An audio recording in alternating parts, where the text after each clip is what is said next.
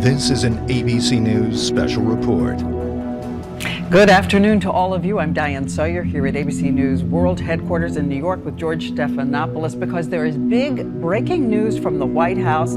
This is an historic political and cultural moment in this country, and the issue, gay marriage. That's right. The White House facing a lot of questions this week in the wake of Vice President Biden saying he's comfortable with gay marriage. On Sunday, North Carolina becoming the 30th state yesterday to ban gay marriage. The president made the news in an interview with our friend and my GMA co-anchor, Robin Roberts, down at the White House. So let's go right there. Robin. George and Diane, based upon what you just said, yes, the vote last night in North Carolina, what Vice President Biden said earlier in the week, and what his press secretary, Jay Carney, said yesterday, and that the president would speak for himself on his position. So I asked the president, does he still oppose same-sex marriage? I have to tell you, as I said, I've been going through an evolution on this issue. I've always been adamant that gay and lesbian Americans should be treated fairly and equally. And that's why, in addition to everything we've done in this administration, rolling back Don't Ask, Don't Tell, so that outstanding Americans can serve our country, whether it's no longer defending the Defense Against Marriage Act, which tried to federalize what has historically been state law. I've stood on the side of broader equality for the LGBT community. And I had hesitated on gay marriage in part because I thought civil unions would be sufficient, that was something that would give people hospital visitation rights and other elements that we take for granted. And I was sensitive to the fact that for a lot of people, the word marriage was something that evokes very powerful traditions, religious beliefs, and so forth. But I have to tell you that over the course of several years, as I talk to friends and family and neighbors, when I think about members of my own staff who are in incredibly committed monogamous relationships, same-sex relationships, who are raising kids together, when I think about those soldiers or airmen or Marines or sailors who are out there fighting on my behalf and yet feel constrained, even now that Don't Ask, Don't Tell is gone, because they're not able to commit themselves in a marriage. At a certain point, I've just concluded that for me personally, it is important for me to go ahead and affirm that I think same-sex couples should be able to get married. We've been looking at new models of getting farmers markets to, create buses and drive into communities that are underserved. So we have to deal with the question of access. And believe me, as a busy single mother, or I shouldn't say single, as a busy mother, sometimes when you got the husband who's president, it can feel a little single, but he's there. But as a busy working mom, and before coming to the White House, I was in that position, as well, working, driving kids to practice, not having enough time to shop or cook, not having the energy. The resources weren't the issue, but time and energy is key. As a busy single mother, or I shouldn't say single, as a busy mother, sometimes when you got the husband who's president, it can feel a little single, but he's there. I love this country, and I cannot stay silent regarding Barack Obama, knowing what I know. Today I will discharge my obligation as a citizen to witness this knowledge to you and raise questions for others to investigate and consider. I'm going to briefly describe my background and experiences with Senator Obama. In 1999, what appears to me to be a coordinated effort to discredit me, and finally a list of questions. After this brief statement, I will take and try to answer any reasonable questions. On November 5th, 1999, I hired the services of Five Star Limousine. I had hired them both for November 5th and November 6th of 1999. On November 6, 1999, I asked the limo driver, whose name I now reveal for the first time, Jagir Paramit Mutani, if he knew anyone who would like to socialize and show me Chicago. Mr. Mutani understood that I was looking for someone who knew Chicago and would enjoy socializing. Mr. Mutani said he knew someone who was a friend of his. On November 6, 1999, after picking me up at the hotel in Gurnee, and this is significant, Mr. Mutani used his cell phone to make a call. That call was made to then Illinois State Senator Barack Obama to set up an introduction between myself and Senator Obama. Upon arriving at the bar and exiting the limo, Senator Obama was standing next to Mr. Mutani, and I was introduced to Senator Obama by name. Later that evening in a bar which I believe was called Alibis, and I state believe because I have failed so far to get Citigroup to provide the credit card receipts that has the actual name. I mentioned I could use a line or two to wake up. Senator Obama asked me if I was referring to Coke, and I stated I was. After stating I was, Obama stated he could purchase cocaine for me and then made a telephone call. This too is significant, from a cell phone to a presently unknown individual, during which Senator Obama arranged the cocaine purchase. Senator Obama and I then departed the bar in my limousine and proceeded to an unknown location where Senator Obama exited the limousine with $250, which was provided to him by me. Returned a short while later with an 8-ball of cocaine, which he gave to me. I did ingest a couple of lines of cocaine, and shortly thereafter Senator Obama produced a glass cylinder pipe and packet of crack cocaine from his pocket. Obama then smoked the crack cocaine. I performed fellatio on Senator Obama in the limousine during the time Senator Obama was smoking crack cocaine, after which I had the driver take me to my hotel, the Comfort Suites, Gurnee, Illinois. The following day, November 7th, 1999, Senator Obama appeared at my hotel room, unannounced, uninvited, where we again ingested cocaine and I again performed fellatio on Senator Obama. Significantly, both the driver's telephone call to Senator Obama and his call to the drug dealer should appear on the driver's and Senator Obama's cell phone billing statements. In the fall of 2007, September 2007, I contacted the presidential campaign of Barack Obama to request solely that Senator Obama publicly correct his stated drug use record to reflect his use of crack cocaine with me in November of 1999. When I made the first contact, I left with the presidential campaign of Senator Obama a telephone number for the campaign to return my call. The first number I provided was a Texas cell phone number.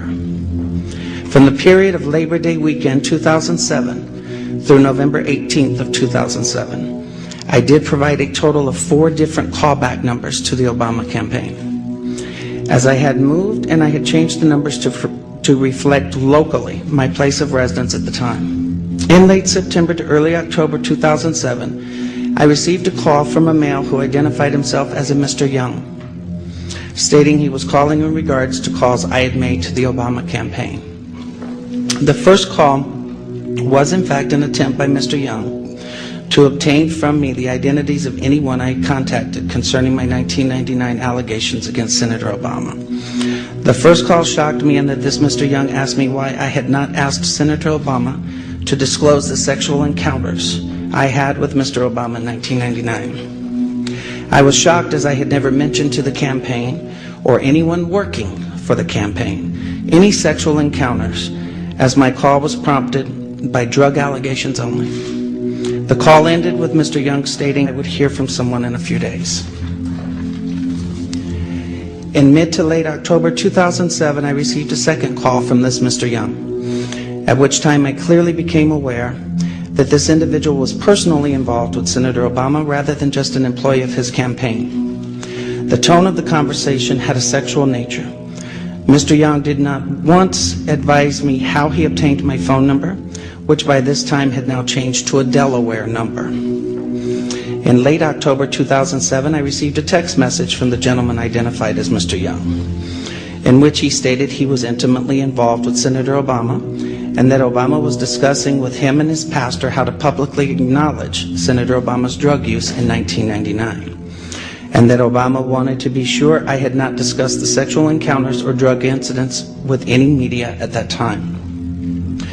In mid to late November 2007, in another text message from Mr. Young, He advised me that Senator Obama will publicly correct his statement as to the last time he used drugs, and I did not need to concern myself with publicly disclosing it myself. The last contact I had with Mr. Young was in early December 2007, when he made it clear to me that Senator Obama had no intentions of publicly acknowledging his 1999 use of crack cocaine, and that Mr. Young was in fact doing nothing more than milking information from me for Senator Obama's use.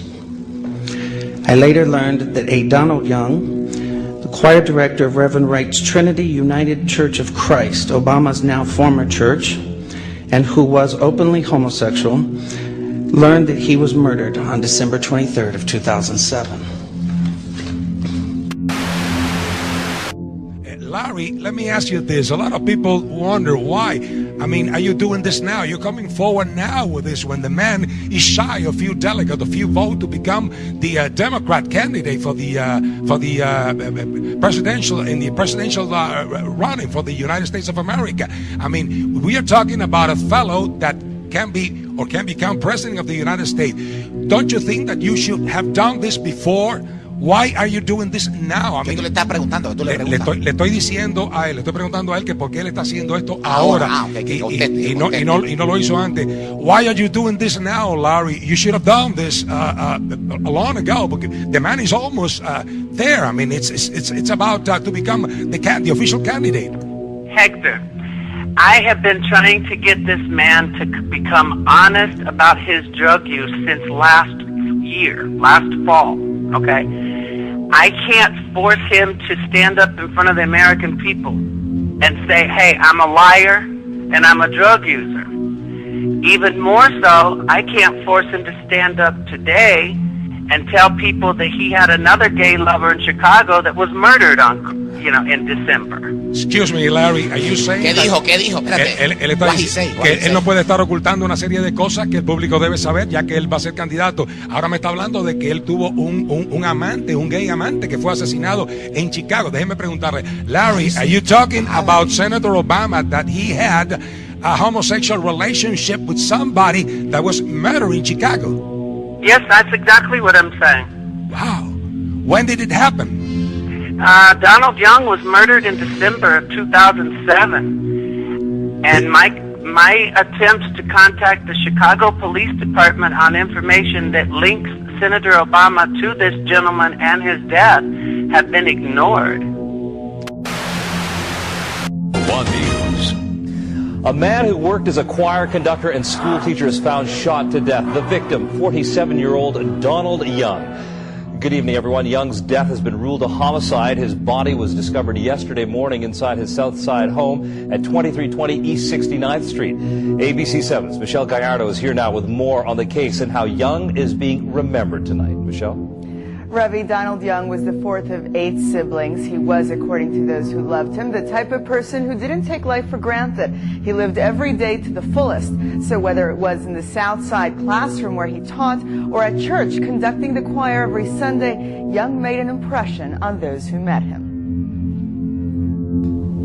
He was one of those success stories in terms of a kid whom the average person would look at and say he doesn't have a chance. And yet, before his death, Donald Young succeeded mightily. Among other things, he was a choir conductor at Trinity United Church of Christ for many years. This amateur video, shot just last week, shows him doing what for him wasn't a profession, but a calling. He came to our church as a 12-year-old. He was not brought by mother and father. He just came because of the other kids and became active in the church. The church became Young's extended family. When news of his killing came during Sunday morning services, Reverend Wright tells us many parishioners got up and went straight to Young's home. This third-floor apartment on the 2300 block of East 69th Street is where Young was found by his roommate, shot to death. He was a person who believed in loving people with God love, agape love that a lot of us don't, unconditional love. Young was also a 5th grade teacher at Guggenheim Elementary, and tonight family spokesperson Dennis Cole told us Young had just finished a double master's in early child education and math. His ambition was to become a school principal. There's so many good times, so many photos to go through, so many tears of joy, sadness, but most of all, just the fact that we're out here to inspire each other and to encourage each other is the way we're getting through this during this time of the year. Now, services for Donald Young are scheduled for Thursday evening. As per the investigation, police say they're still conducting interviews. Ravi, as you might expect, Young's family really wants this case solved. As I was leaving the home of one of Young's sisters tonight, one of the relatives basically took my hand and just said to me, you know, we want answers. We want peace. Who doesn't when something like this would happen? Michelle, thanks very much. Merry Christmas. Okay.